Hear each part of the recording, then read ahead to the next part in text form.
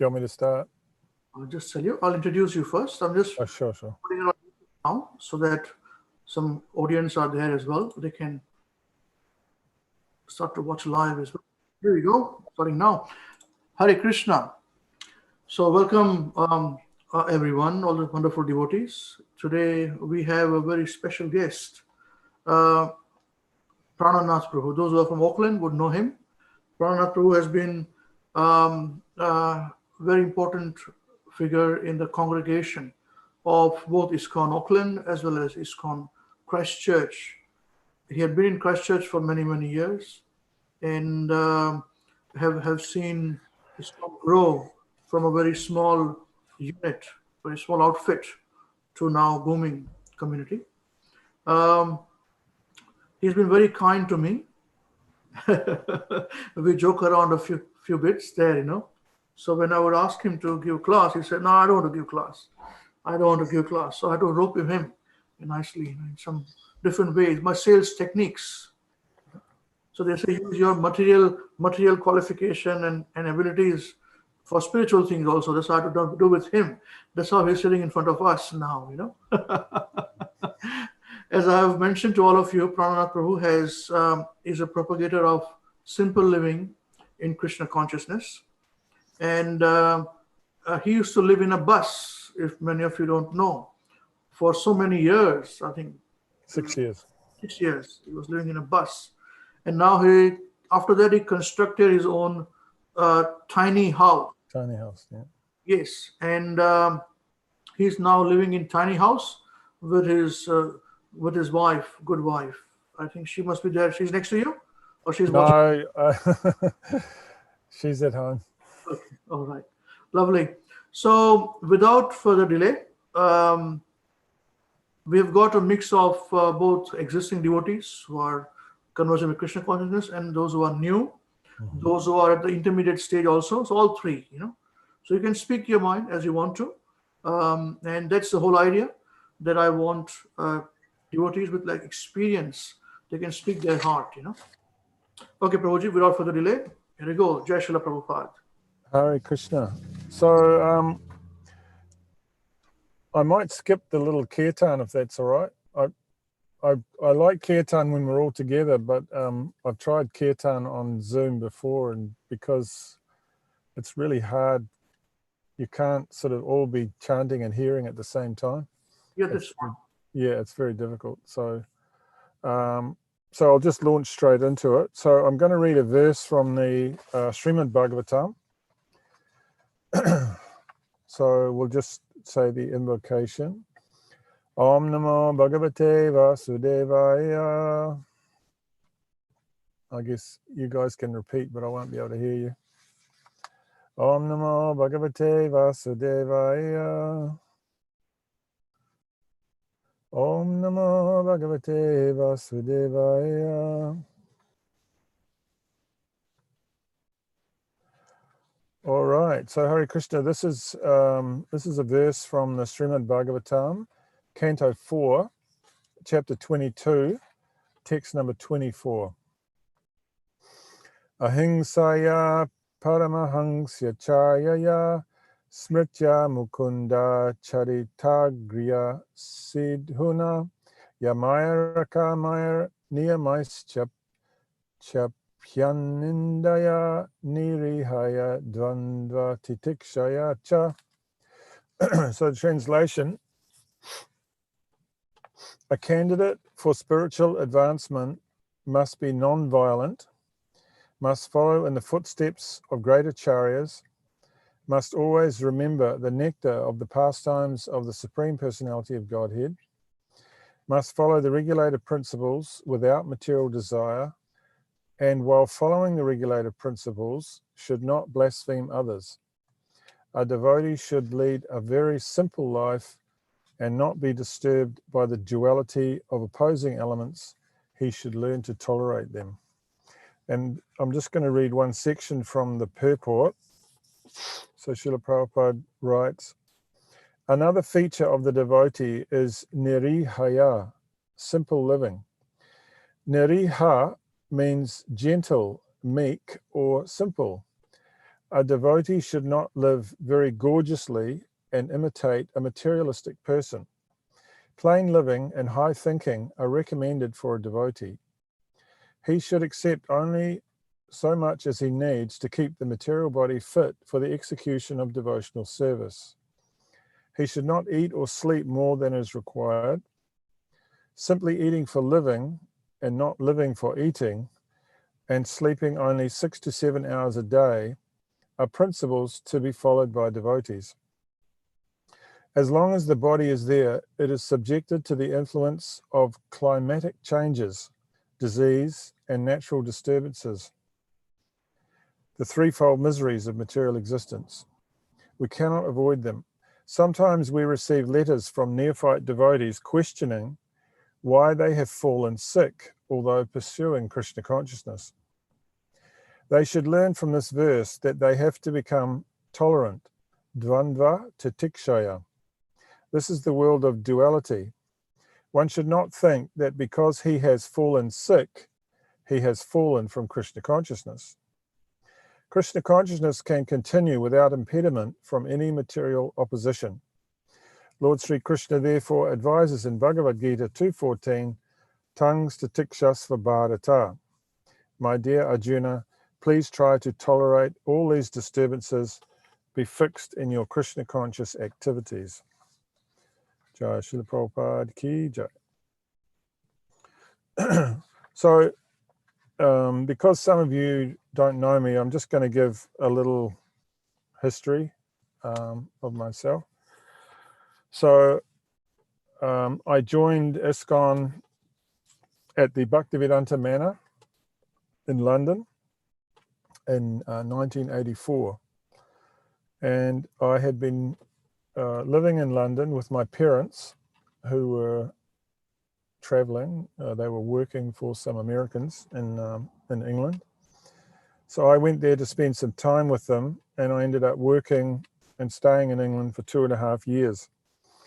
And near the end of my stay, in the end of 1984, I went to the Bhaktivedanta Manor, which is the temple that was gifted to Srila Prabhupada by George Harrison of the Beatles. Everybody nod if you know the Beatles. Yes, no. So the Beatles are a very famous group, music group. So anyway, I joined there in 1984, and I spent a couple of months living in the temple, and then I came back to Christchurch, New Zealand, in early 1985. And so January, I think it was January the 15th, 1985, I came back to Christchurch, and the very next day, I arrived home on a Saturday, and the very next day was a Sunday, and I made a point to go to the Sunday feast at the temple in Christchurch. So at the time, Alalanath was the temple president, and we had Yasoda Dulal and Ramila, and there was only, I think, 6 or 7 devotees there at the time. And construction was going on to convert the temple, which was an old 100-year-old house, into a temple. And so there was a lot of work that we were doing. We were wallpapering and building and painting, and so many things we had to do. So for that whole year of 1985, I was helping the devotees to get the temple ready for the opening, which was in January 1986. So I got married in 1987, and most of my time, most of my life in ISKCON, I was renting. So some of you may be homeowners. I also wanted to be a homeowner. It was one of my dreams to own my own home. And we almost bought a small flat on Beeley Avenue, but we couldn't raise the $5,000 deposit that we needed. That's how the flat was $50,000, and it was a $5,000 deposit. I just didn't have the money because everything we were giving to the temple, so we had no money.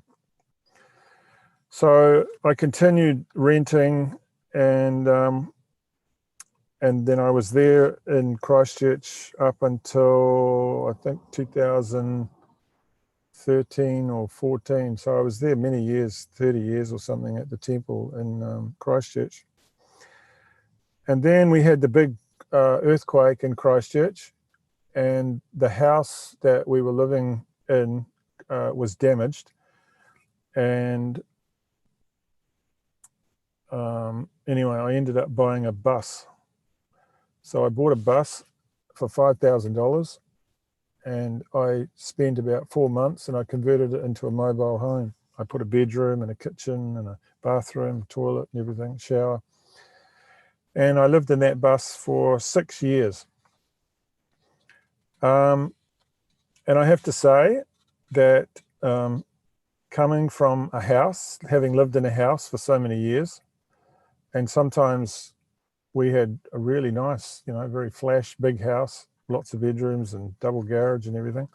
So going from the house situation into a bus, I remember the day when I walked into the bus and it was like, this was it. I was moving in. And I remember saying to myself, my God, I don't know if I can do this. I really didn't know if I was going to be able to live in this little space.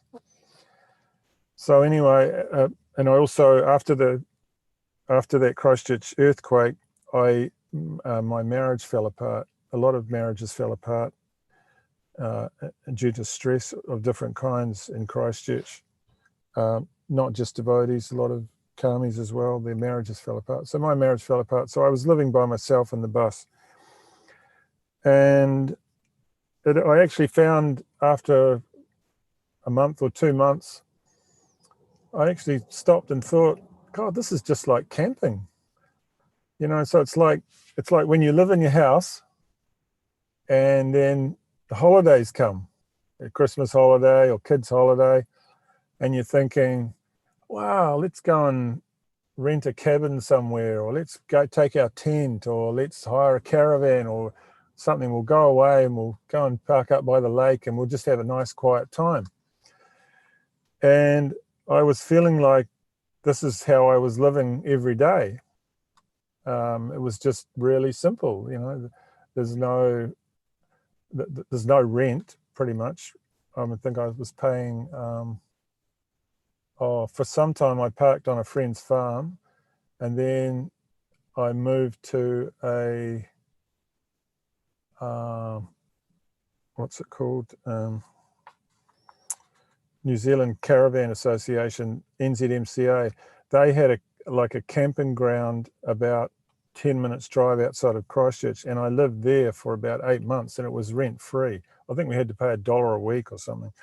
There was no power, there was just water, but I had a wood burner in the bus, and I also had gas for cooking, gas for water heating, and I had a solar panel for lights. So everything was all taken care of.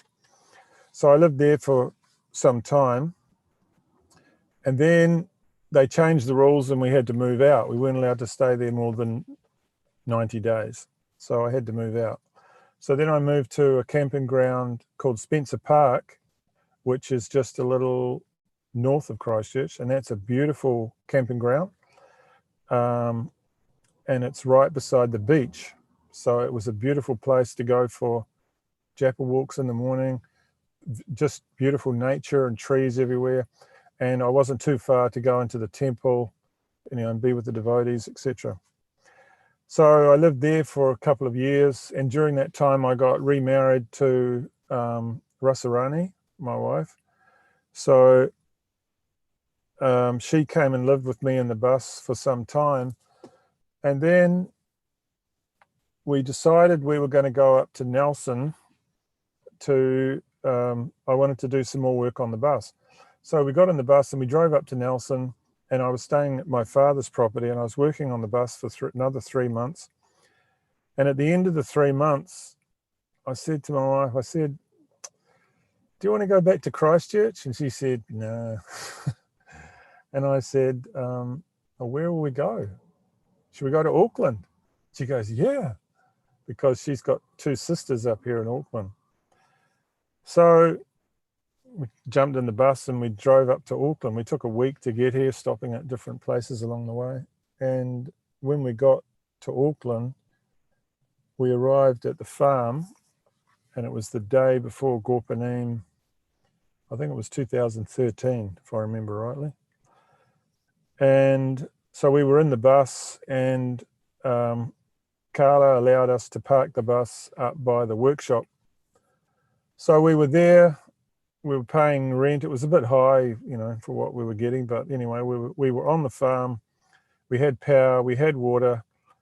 And every single morning we would go to Mongalati. So we did that for 5 years.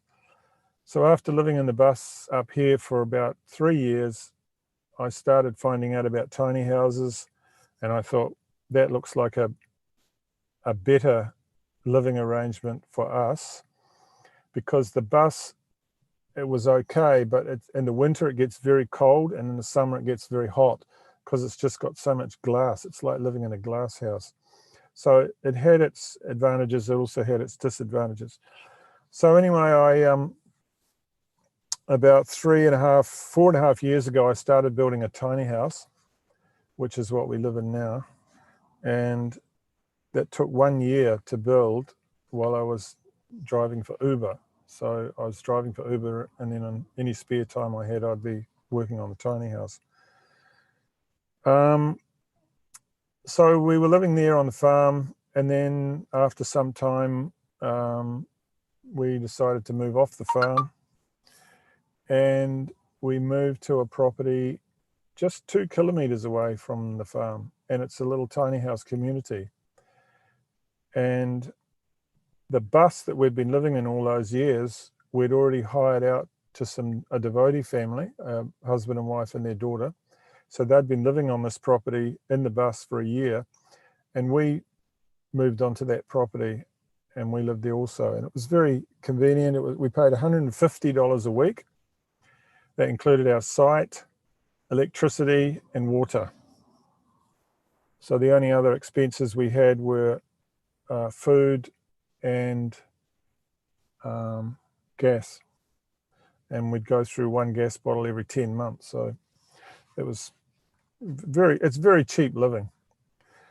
And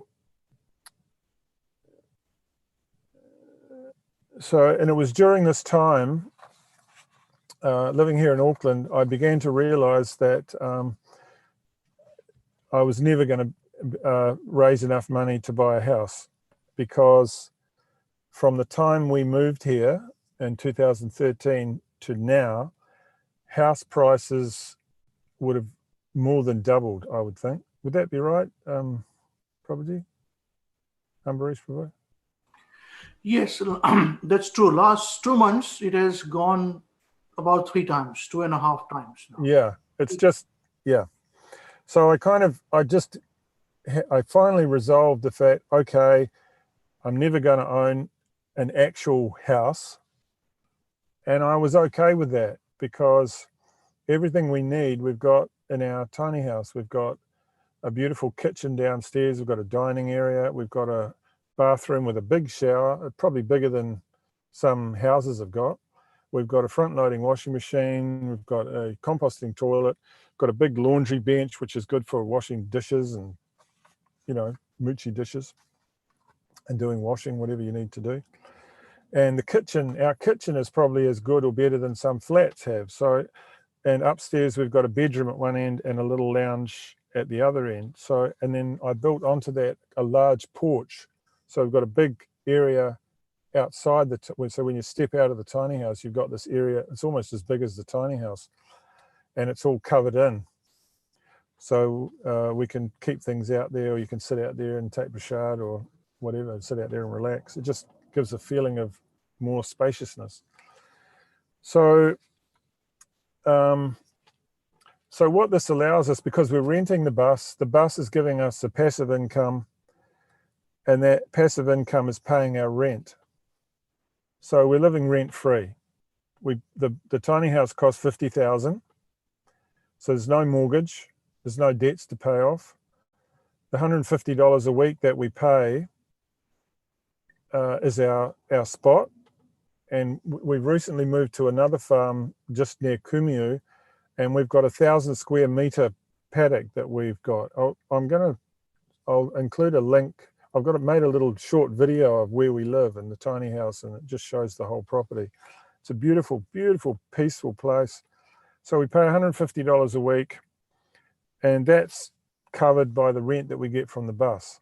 So like last year, I stopped working in Whangarei in July, and I haven't worked until a week ago. I got a part-time job here in, I'm driving for Richie's, a school bus, so 2 hours in the morning, 2 hours in the afternoon, and I do the Riverhead to Helensville run for the Kaipara College.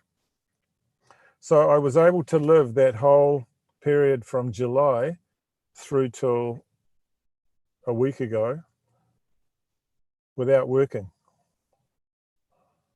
So I didn't have to work. Now I do have a little business that I started up in October, and that is I rent out. My wife and I have got 3 caravans, and so we rent those out, and I run that as a little business. But it probably takes me an hour or 2 to clean a caravan when it comes back. And then when it goes out, I need to spend an hour with the person to give them a tour of the caravan and show them where everything is and how everything works. So it's a very, very simple business, which just gives me so much time. And really, that's what simple living actually boils down to. There's a guy by the name of Robert Kiyosaki, and some of you may or may not have heard of him. Robert Kiyosaki was quite famous. I think he wrote a book called Rich Dad, Poor Dad or something like that. And so in there, I never actually read the book, but I've got a devotee friend in Christchurch who was just completely following this real Robert Kiyosaki guy. And Robert Kiyosaki said you can gauge your wealth by this one simple thing. If you stop working today, how long can you live for without working again? Right? Now, for some people, that wouldn't be 24 hours because maybe they've got so many debts that all the money they're earning is going to pay the rent, it's going to pay the power bill, it's going to pay insurance, it's going to pay the internet or the phone or whatever, HP, all these different things. So in other words, we're living in a way that if we stop working, we'd be in a precarious situation. We wouldn't be able to continue on the way we're living today. So he said, a person's wealth is gauged by how many days or weeks you can live without working if you stop working today. And in my case, even though I got this part-time job, I only got the part-time job because one of the caravans that I bought, I borrowed the money off my father, and I'm paying him back at $1,000 a month. So if it wasn't for that, I wouldn't actually have to work. So somehow or other, I've managed to get myself into a position which, and it's not necessarily that this is where I wanted to be even. This is just how my life worked out. So, but having gotten here and living in this way, I can really appreciate the benefits of it because we have my wife and I, we have a lot of free time to engage in our spiritual life. We still go every morning to Mongaladi from home. She gets up at 2:20. I get up at 3:30, and so she's chanting, and then I get up. We do chanting, have a shower, get dressed, and we go to the temple, and then we come back home again. And then she's working in Rosebank Road, That's her choice. She doesn't have to work, but she wanted to work. She wanted to save some money up. So I said, yeah, that's fine. She's actually living in the hope that one day we're going to have enough money to buy some land. So anyway, I can't tell her not to do that. So anyway, the point is that we've managed to get ourselves into a lifestyle, into a situation where we've got very, very minimal overheads. Another thing I did was about 6 years ago, I bought an electric car. I bought a Nissan Leaf, and I might have been the first person in ISKCON New Zealand to have a Nissan Leaf. I don't know, but I started doing Uber with it. And because it was an electric car, and because there's a company called Vector, big electrical company called Vector, so they had installed a lot of fast charging machines all around Auckland, and it was free to use them. Okay, so just think about that. You've all got your cars. Everyone here is driving a car. You need your car to go to work. So how would you feel if you had a car that you didn't have to pay for the petrol? How much difference would that make on a weekly basis? It might be $20, it might be $50, it might be $100, because petrol's $2 a litre, and depending on how many kilometres we have to do to go to work and then to go to the temple. So for 5 years, I was driving this electric car, the Nissan Leaf, and I calculated that I saved about $25,000 in petrol in 5 years, because I was clocking up a lot of Ks. So again, and I'm still driving an electric car today. I bought a BMW i3. I actually bought this car with the money, with the petrol savings from the Nissan Leaf. So it's also an electric car. It just looks a bit more modern, but it does the same basic function. So again, we've got a free charger here in Kumiu, just 2 kilometers away at the New World supermarket. So if the car's battery's getting flat, I just drive to the supermarket after Mongolati and I plug in for 20 minutes and I'm just sitting there chanting my rounds and the car's charging up for free. So again, it's just part of my game plan to try to live in such a way to really minimize my overheads.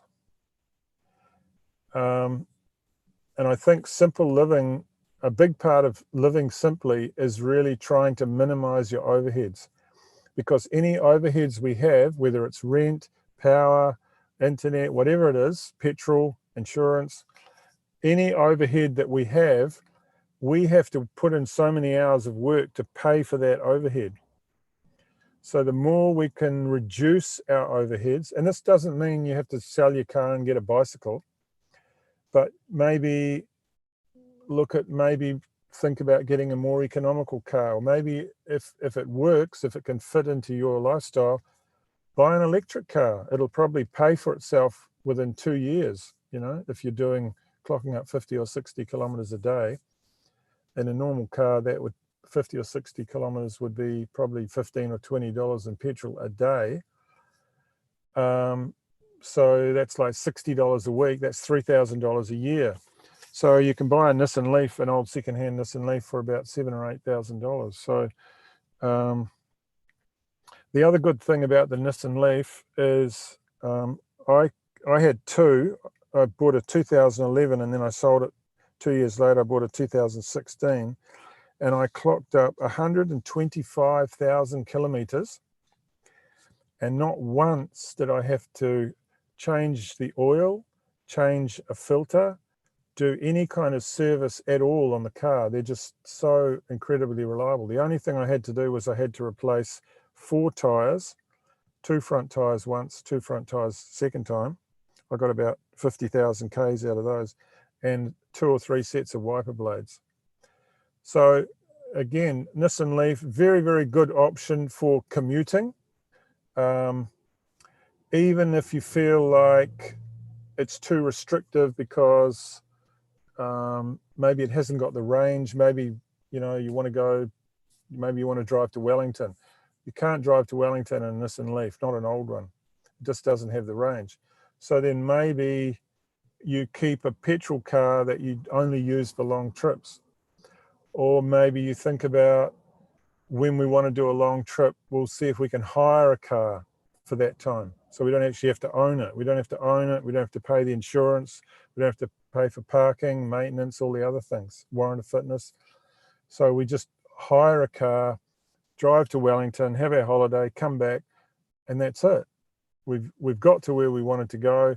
It's maybe cost about $200, but it works out cheaper than actually having to own a car specifically for that purpose, which you don't use the rest of the year. So so these are all how would you say, these are all different things that I don't know, I can't say that consciously this is necessarily where I wanted to go, but somehow or other they all fell into place. And when opportunities came up, like buying an electric car, and when I found out it was free charging in Auckland, I knew that was the right thing to do. There was a big bell went off in my head, like, wow, this is going to save me a lot of money. So, and any money that I save means less work that I have to do. So that's one aspect of simple living. That's taking care of the material side. But that's not everything. We want to take care of the material side in such a way that we have more time for spiritual life. It's not, I mean, the ultimate in simple living is if you go to India, you see a sadhu and he's wearing a pair of kopans and maybe a gamcha, and he's just got a stick and a water pot, and that's it. He doesn't own anything else, maybe a pair of plastic sandals, maybe not even a pair of plastic sandals. He's just got that, nothing else. That's like as renounced as you can possibly get. But we can't live like that. We just couldn't do it. We wouldn't last 2 days. So it's not about, Krishna consciousness is not about artificial renunciation. It's not what it's about. Krishna consciousness, as Prabhupada was mentioning here, a devotee should not live very gorgeously and imitate a materialistic person. So, you know, it's like just across from the temple or so many places, there's all these subdivisions going on. And there's all sorts of beautiful houses, you know, and I mean, I know some devotees own houses there, and that's absolutely fine if that's within your capabilities. But not that we think, I have to have a house there, and come hell or high water, we're going to have that house. And you say to your wife, you're going to have to get 2 jobs, and you're going to have to work really hard so we can pay off the mortgage, because it's going to be $1,000 a week. And, you know, I'm going to work two jobs, and we'll probably have to work on the weekends as well. We won't have time to go to the temple. We won't have time to go to the Sunday feast or anything. We'll just be working to pay off the house. That's totally over-endeavoring. That's totally not what our life is meant for.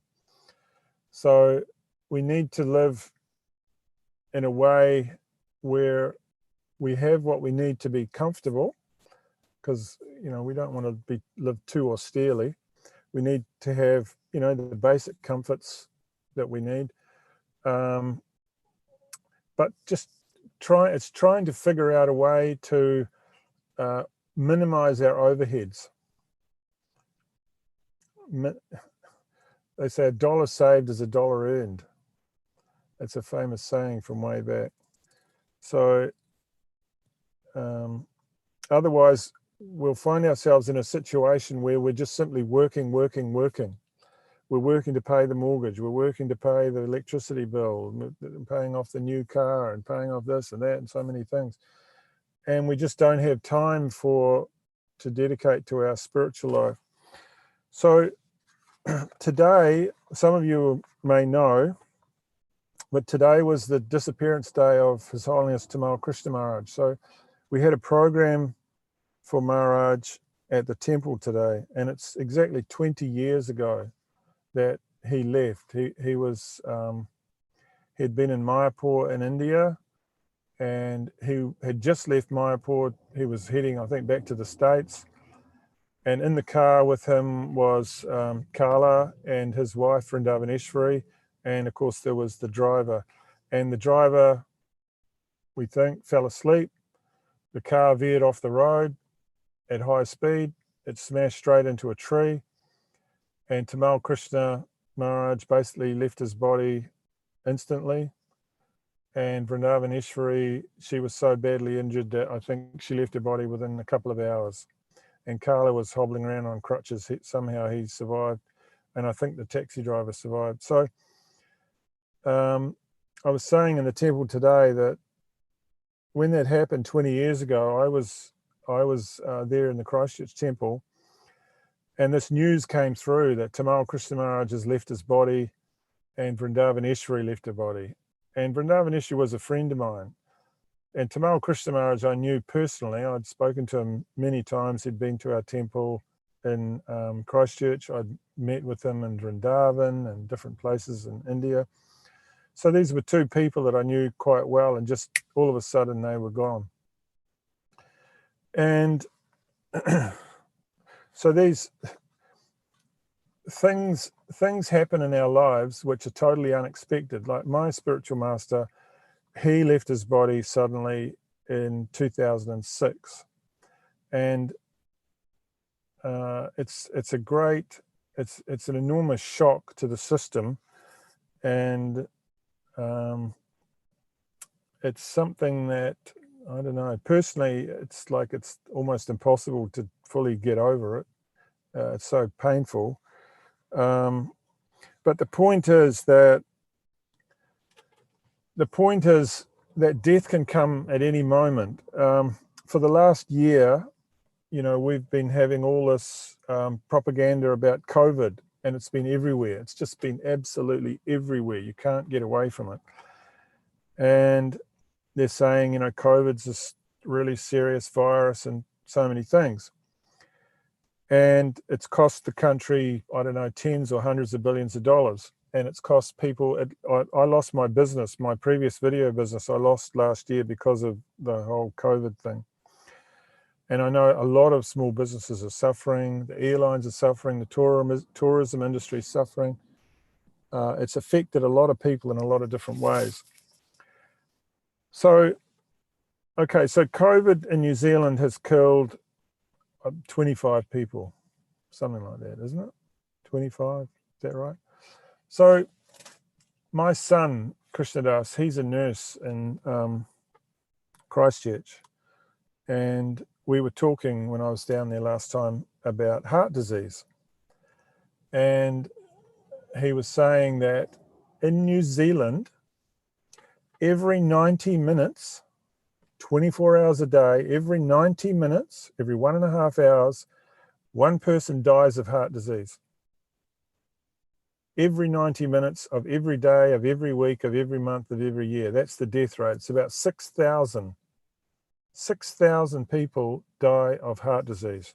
And I think it's a similar number die of cancer. So we're going to, it's like the government's doing all this stuff to combat a virus that's killed, 24 people. And yet in New Zealand, the mortality rate in New Zealand is actually 100 people die every single day. But that's not mentioned. I've never once heard it mentioned by anybody, no news reporter, no politician, that the normal mortality in New Zealand is 100 people every day. Because if people knew that, they wouldn't be so worried about 25 people dying in a year from a virus.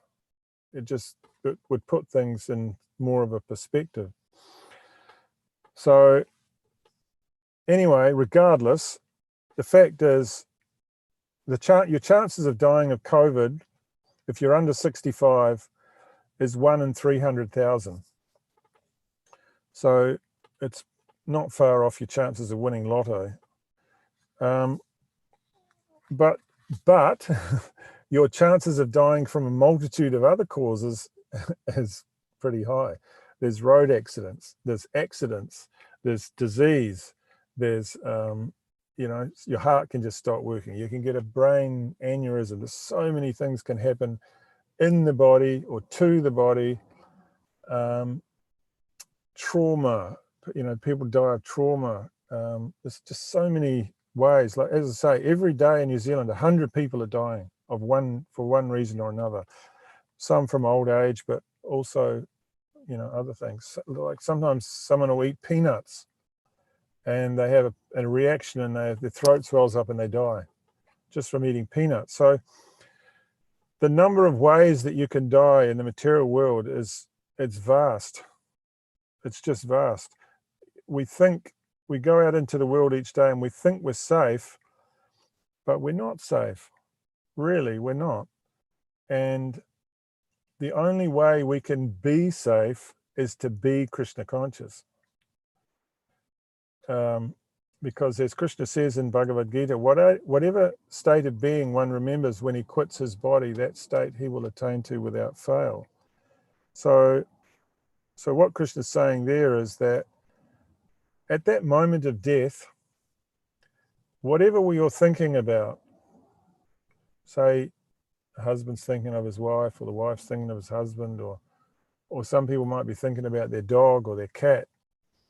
So Krishna's saying whatever state of being one remembers when he quits his body, so that's at that time of death, passing out of the body, that state he will attain to without fail. So the consciousness is absorbed in one's pet, a dog. Oh, I'm missing my dog. And then nature takes the soul out of the human body and puts it into the body of a dog. So that's a very precarious position, to go back down, way down the chain of species and take birth in a dog body, because you've got no chance of becoming Krishna conscious.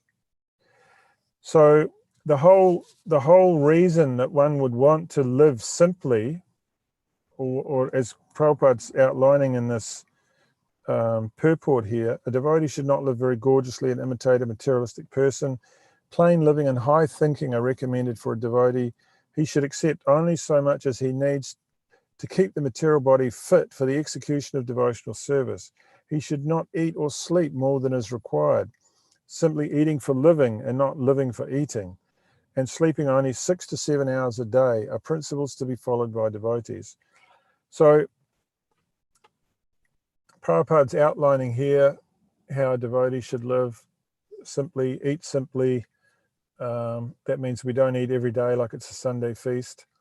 My wife and I, for 3 years now, I got sick 3 years ago, and I said to her, look, just make me a soup, a vegetable soup with potatoes, carrots, beetroot, celery, ginger. That's it, I think. Those 5 vegetables. Just boil it, add a little salt. That's it. Simple vegetable soup. And then we have a bread machine, so we make our own fresh bread at home. So pretty much for the last 3 years, almost every evening, and sometimes it was twice a day, but at least once a day, at least 5 or 6 times a week, that's our dinner. We'll just have a bowl of soup with a little bit of yogurt in the bottom, and we'll just have some fresh homemade bread with a bit of butter and some sliced avocado or something on top. I tell you, even after eating it for 3 years, I'm not sick of it. It's so delicious and it's so nutritious, and it's just light and nourishing, and it's again, it's one of those things. And even my wife is saying, she's saying we never get sick because of what we eat. We eat very simply. So simple living, simple eating, all these things, they help to simplify our life with the goal that we have more time to to dedicate to our spiritual life. So even this job that I've got, driving the bus. So I wear, when I'm in the bus and I'm driving out on the motorway, I wear sound cancelling headphones because I don't like I've had hearing loss. I've got some hearing loss, so I don't want to, I'm trying to protect my ears. But I'll just quietly have a Prabhupada lecture playing in the background while I'm driving the bus. And so I'm driving the bus and it's like, I'm just feeling, my consciousness is being filled with Prabhupada speaking his realizations, and it just makes it so nice. It doesn't feel like a job anymore. It just feels like I'm driving the bus while I'm listening to Prabhupada, rather than I'm driving the bus and this is boring and I'd rather not be doing this. So, and my wife also in the factory, she started wearing sound cancelling headphones and listening to lectures while she's working. And she said it just completely transforms the whole day. Prahlad Maharaj outlined 9 processes of devotional service. So Shravanam, Kirtanam, Vishnu, Smaranam, Padasevanam, Archanam, Vandanam, Dasyam, Sakyam, Atmanivedanam. So the first process is Shravanam, Kirtanam, Vishnu. So hearing. So hearing is one of the most important things we can do in devotional service. And in this day and age, with our phones, we can have hundreds of hours of classes or kirtans. And if the opportunity's there during our work or during driving or whatever, we can listen to transcendental sounds, then that's devotion. We're performing devotional service. So let's say it takes me half an hour to get to work. So if I'm listening to Prabhupada lectures for half an hour, then that half an hour is devotional service because I've spent half an hour listening to Prabhupada. At the same time, I'm driving the car. It's not like I'm not paying attention to driving, but, I'm seeing the road clearly, but I'm also listening to Prabhupada, and it just transforms the experience. So when we can do things like that, it makes things so much nicer. So I'll just finish. Oh, it's 6:50. I just wanted to read this one little thing here that Prabhupada said. And this is from Srimad Bhagavatam class 6.149.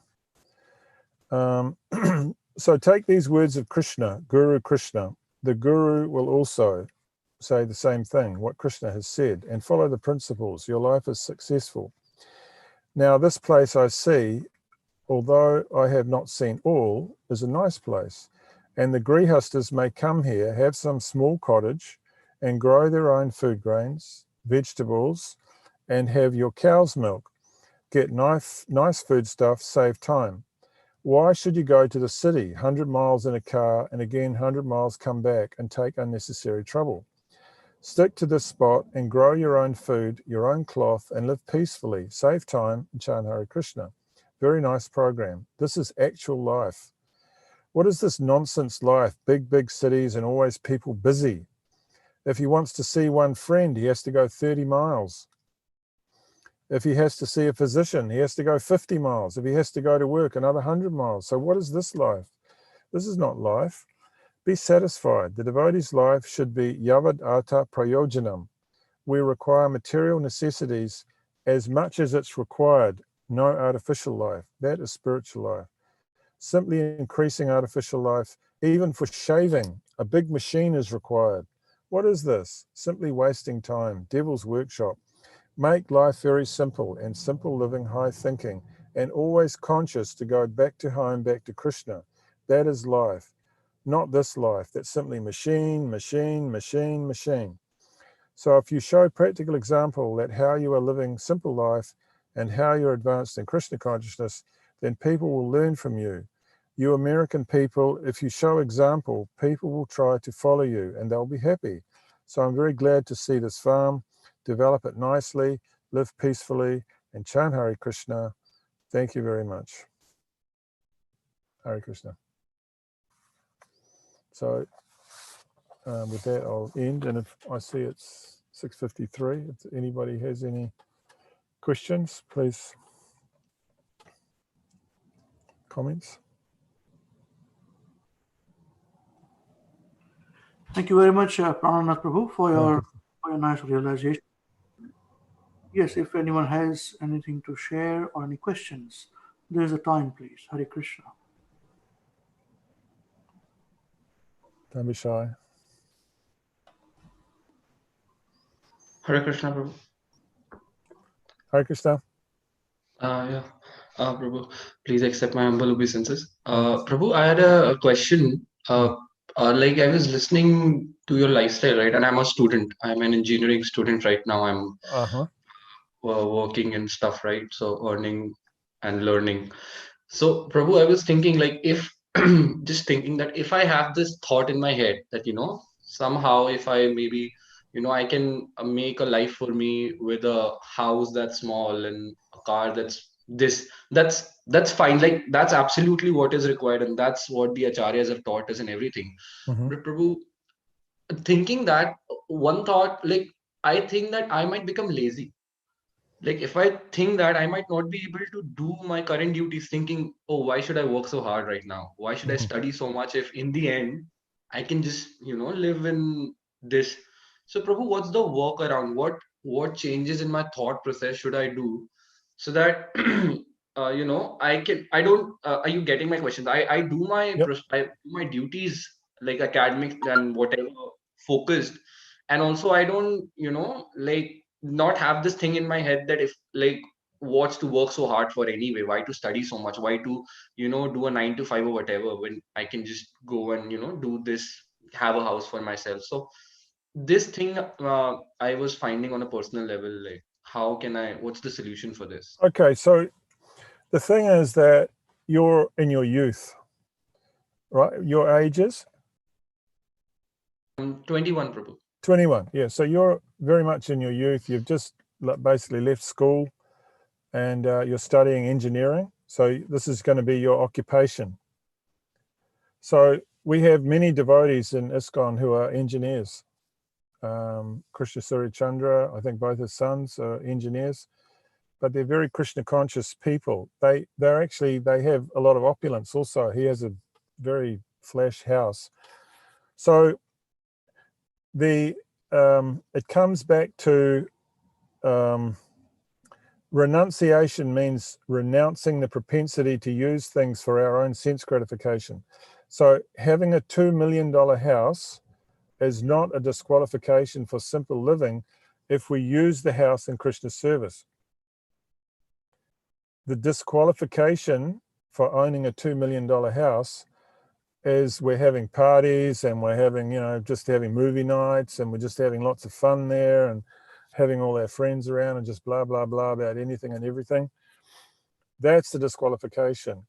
So a devotee, he may work hard and build himself a nice house, but he'll use that nice house. He'll invite other devotees. He'll have programs there.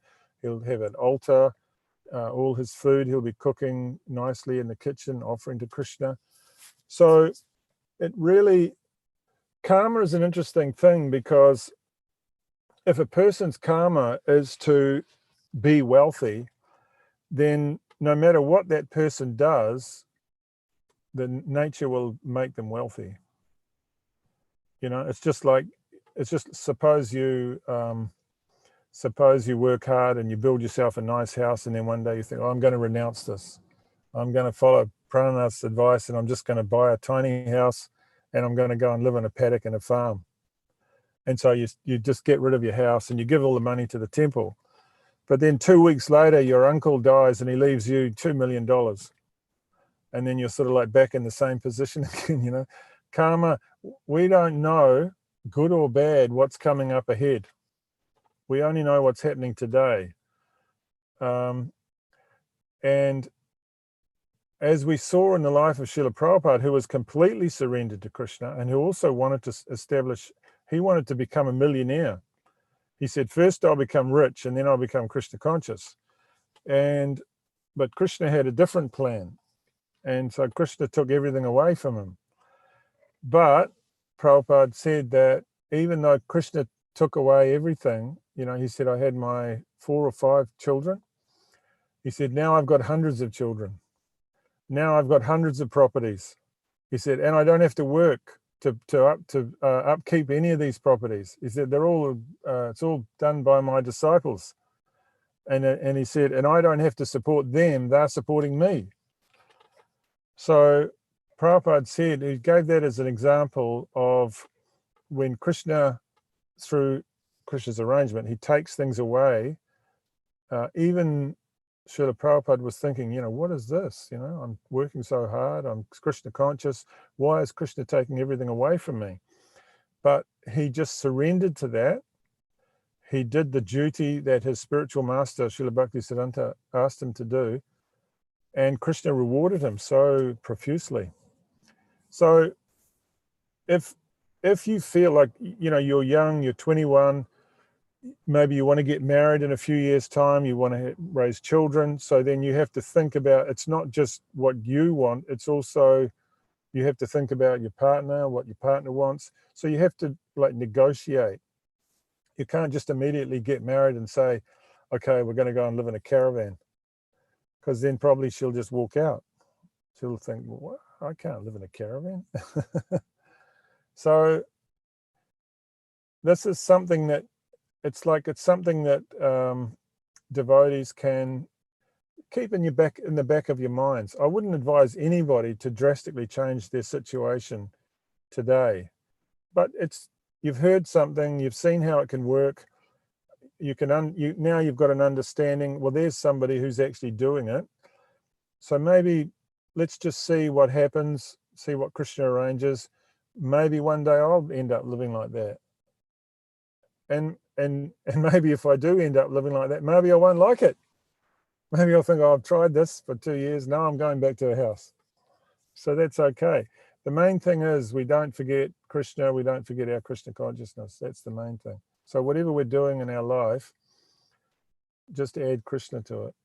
So whether that means you do some chanting in the morning or the evening or on the way to work or on the way back or at work or something like that.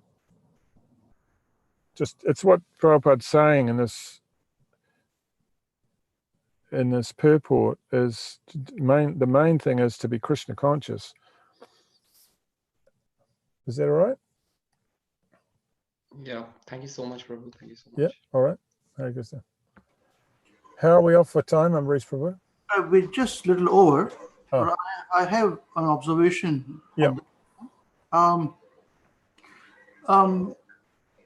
With what was Parth's question, and that question, when we are preaching, he's starting his few steps in Krishna consciousness, Mm-hmm.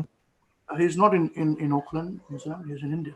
He's under the shelter of Avinash Krishna Prabhu, So Prabhupada says that you must not endeavor to work hard. Yeah. You must have simple living, have small piece of land, cultivate, and grow vegetables. Yeah. Cows should give milk. Yeah. And you're satisfied. So your lifestyle is like that. Yes. Now I find in ISKCON no role models of this. No. Or they're existing. I beg your pardon, I'll change it. They exist, I'm sure. Okay. But they are not being promoted as role models for this. What is promoted is a rich man giving some donation. So nice. Yukta Vairagya. So this is a disparity on what Prabhupada are writing. Yeah. Correct me if I'm wrong, because I do not, in my preaching, I'm not a hypocrite to teach these people whatever. Here my son is here. So we have to be, if we teach Prabhupada's words, we have to also, don't you feel we must promote as a society those role models who live peacefully like this? Now, a person may voluntarily be a poor person. There are examples of this, voluntarily. Now, that is the example with which people who have got money would come and say, listen, you come to society, this is called Vairagya, detachment. Learn from these people. So I believe in my thinking that I found it very hard at times that we can point out few people prominently in the society, said, listen, follow them, and you'll follow that, Prabhupada example is obviously there. He used it for Krishna. So the Yukta Vairagya concept is very prevalent in the society. Mm. Am I expressing my views correctly on this, Prabhuji? Yeah. Do you have those kind of examples of somebody who has voluntarily is poor, so he can meditate upon his chanting, his wife follows him, children follows him, and they are then simple living, high thinking, in true sense, Krishna conscious. So we can follow their examples and see what they're doing and how we can mold our life to bring to that level, Yeah. Your thoughts on that, Prabhuji? Yeah, ISKCON's undergone a lot of transformation since Srila Prabhupada left in 1977. I mean, I joined in 84, so that was already 7 years after Srila Prabhupada had left. So, but so many things may have changed, but Prabhupada's books are still there, Prabhupada's instructions are still there. And just like we read this verse, so there's nothing to stop anybody in ISKCON, or even someone who's not even a devotee, who just happens to read this purport. He might read it and think, wow, yeah, I think I'll do that. Because the instruction's there in black and white, it's come from Prabhupada.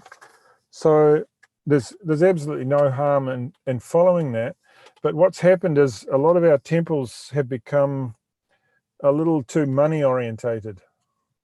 And the temple, it's kind of starting to look like it's like a business. And I don't think Prabhupada ever wanted that kind of a situation in ISKCON.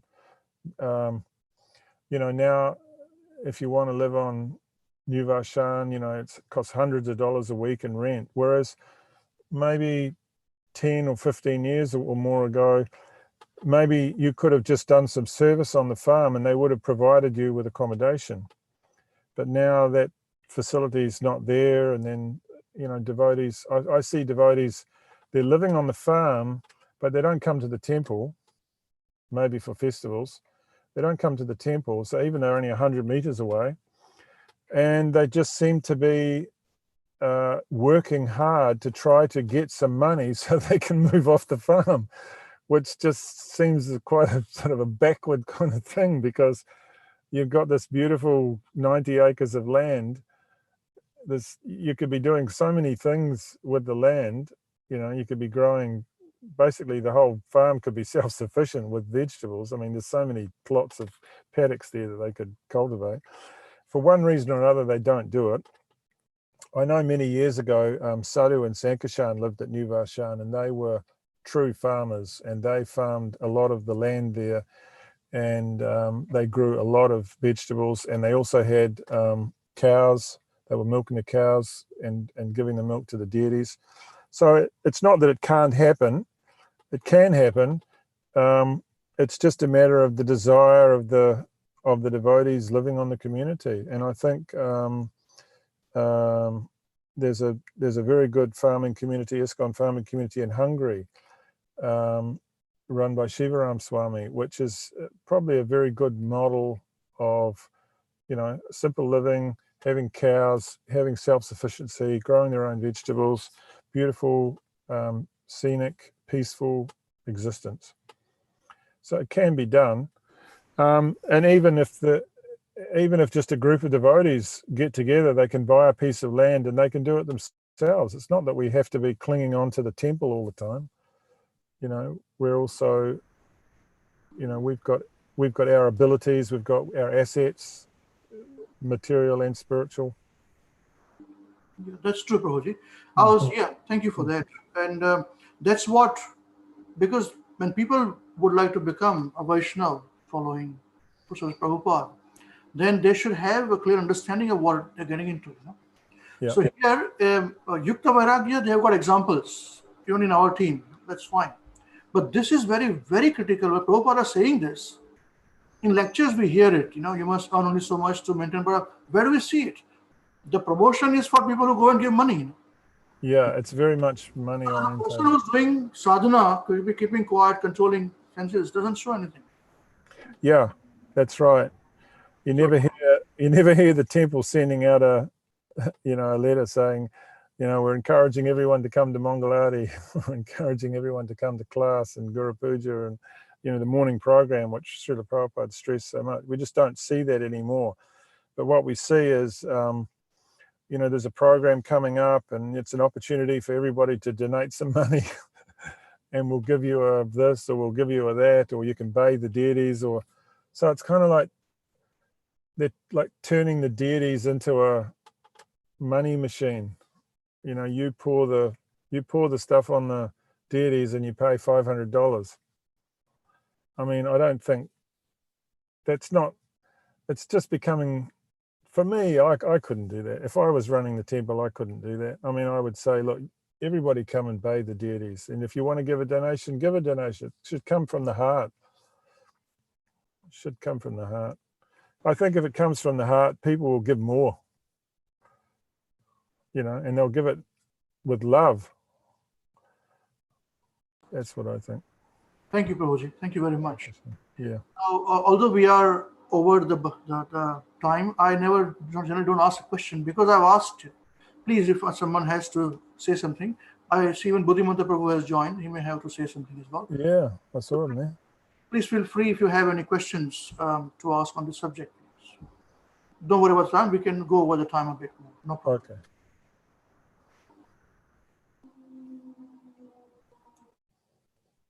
Or you want to share some of your realizations, please feel free as well. Hare Krishna.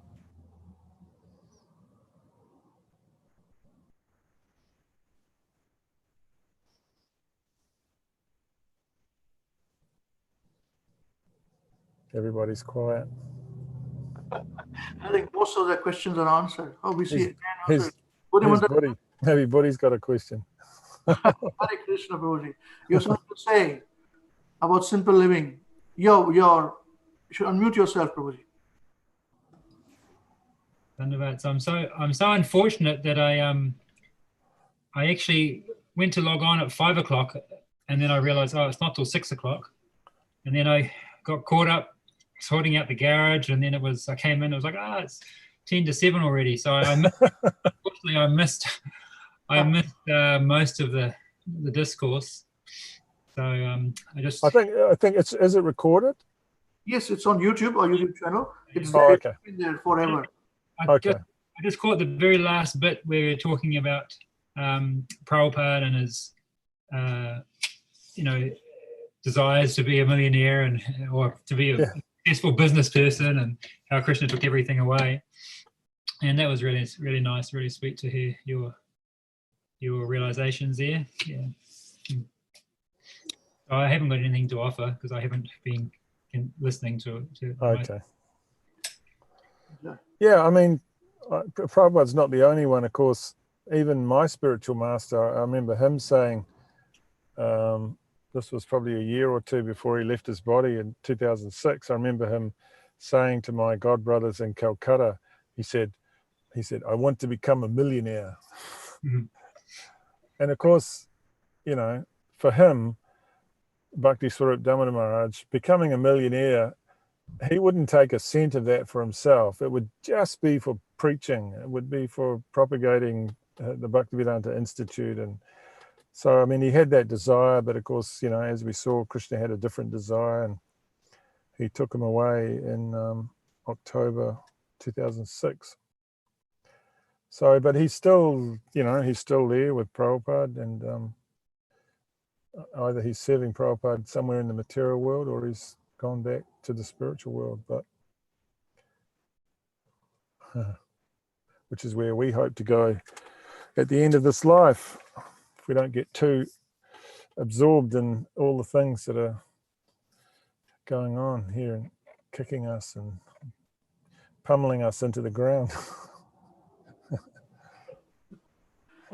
Sure, thank you very much, Prananatha Prabhu. I have one question, Prabhu, just very quickly, if we have time. Yeah, no, please continue. Where do you see the role of technology in simple living? Because for some people, simple living means being off the web, off digital devices, and actually living simply as our predecessors may have lived without all this digital technology. But then other devotees, they offer that actually this is another energy of Krishna's which can be utilized in his service. And so where do you sit on that one? I think that both are valid, and they're both valid for good reasons. I could see, like our friend Abhay Charan up north, because he's so removed from everywhere up there. He's got his piece of land, and I could just see maybe one day he'll have a little community of devotees living there, and they'll just be there doing their Krishna conscious things, maybe going out to towns and preaching or distributing prasad, but they're not going to need to have a presence on the net or tell everyone what they're doing or anything like that. And then somebody else may see it as an opportunity to attract more people to come to join a community. If they've got facility for more people to come, lots of land, and maybe they've got more service that needs to be done. So it can be like, just like we're using technology now, but everything is Krishna's energy. It's just the consciousness with which we use it. And I'm sure if Prabhupada was on the planet today, probably we'd all be sitting listening to him giving class on Zoom or something like that. We're so fortunate to have, hundreds of hours of audio recordings and also video recordings of Prabhupada. They're on YouTube. Most of it's on YouTube now. Or I keep a big stack of lectures on my phone that I'm always listening to. But if Prabhupada was here now, so see, the point is, Prabhupada enlisted Yaduba to follow. As soon as Yaduba joined in India, Prabhupada had him go everywhere with him and film everything. And as soon as Prabhupada started giving classes in 1965, he had, I'm not sure if it was Brahmananda or Gargamuni, go out and they bought a tape recorder. Gargamuni, yeah. So the thing is, technology in 1965 was a reel-to-reel tape recorder.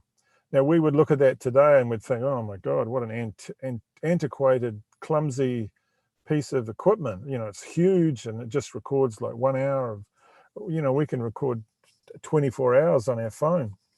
So, but the point is, that was the technology at the time, and Prabhupada utilized that technology. We had devotees with cameras, film cameras, video cameras, and it was all used. There's pictures of my spiritual master walking next to Prabhupada on Juhu Beach, and he's holding a tape recorder. And I was in his office just last year, I was in his office in Calcutta, and I was there by myself. And it was the first time I'd been in his office by myself. And I was looking through all the cupboards, and I found all those tapes, all those original tapes from that he'd recorded, all the master tapes that he'd recorded when he was walking with Srila Prabhupada.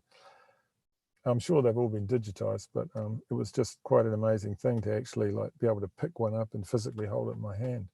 But that was the technology of the day, and that was used by the devotees for spreading Krishna consciousness. So as I said, it can go both ways, and it really depends on the collective consciousness of the community. Here in Bashan, they use Facebook and Instagram and WhatsApp and everything to relay information about what's going on at the temple.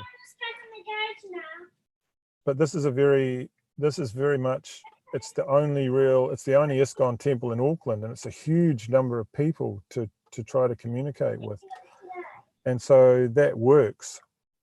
But like I say, with Abhay Charan up in way up north, he might just choose to have something completely like off grid. To find out what they're doing, you have to go there. You have to go there and live that.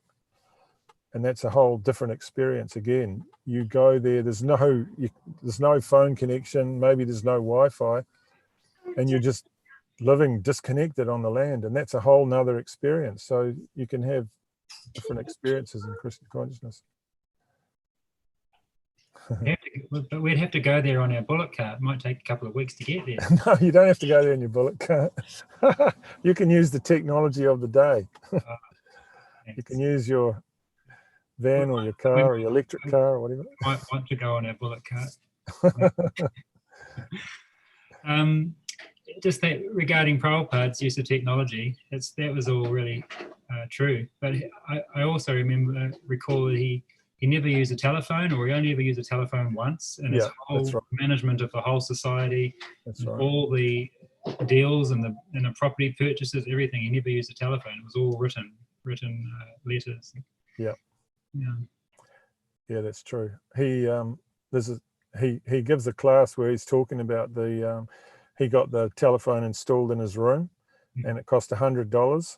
And I mean, this is in the 1960s. $100. It's probably like $2,000 now. So he said, so my disciples, they're ringing me, kring, kring, in the middle of the night. How are you feeling, Swami? he said, I just got fed up with this phone. I said, get out this telephone. He said, so they took it away. But yeah, he wasn't, probably he wouldn't be, if he was on the planet today, he probably wouldn't have a cell phone. He wouldn't be on WhatsApp.